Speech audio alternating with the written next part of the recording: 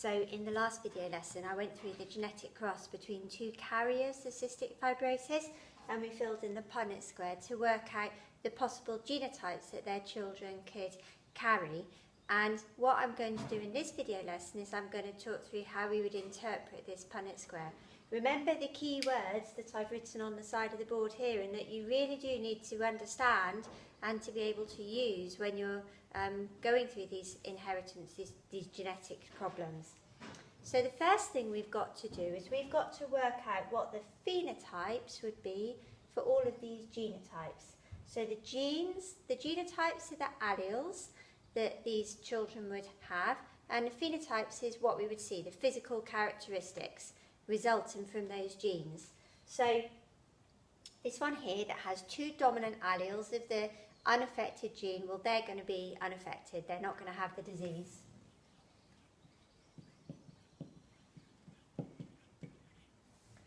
These two here, well, they're heterozygous, they've got one unaffected allele and they've got one affected allele. They're not going to have the disease, but they are going to be carriers.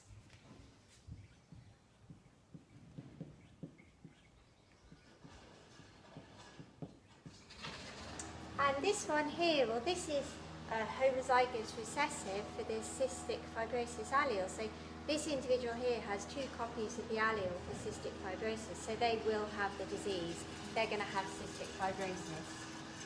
I'm going to say CF for cystic fibrosis.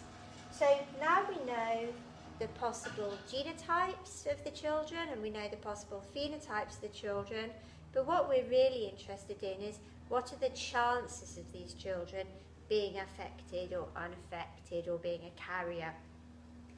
And so these boxes here, they don't represent 4 children, they represent the 4 possible genotypes. And if we just look at this one here, only one of the 4 possible genotypes is for cystic fibrosis. So there's a 1 in 4 chance of having the disease. The probability is that if there were 4 conceptions from these parents, then out of those 4, one of them would be a child that carries the disease. So there's a 1 in 4 chance of cystic fibrosis. And then let's look at the carriers and see 1, 2 of them are carriers, and that's 2 out of 4 possible. So there's a 2 in 4 chance that the children would be carriers for cystic fibrosis. So they're not going to be affected, they are unaffected, but they are carriers.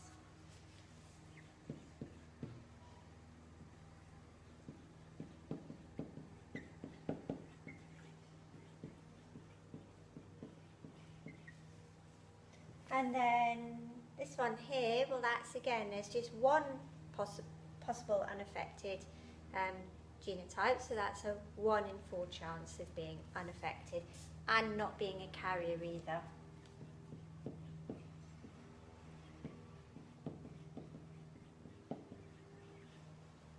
So you might be asked to say, well, there's 2 people that are carriers, and what's the chances of them having a child with a disease? And once you've done your punnett square and worked out the possible genotypes of their children, you can see that there would be a 1 in 4 chance of their child having cystic fibrosis. Alternatively, you could say there's a 3 in 4 chance that they would be unaffected. And I hope this explains how we use punnett squares and the idea of probability in genetics problems.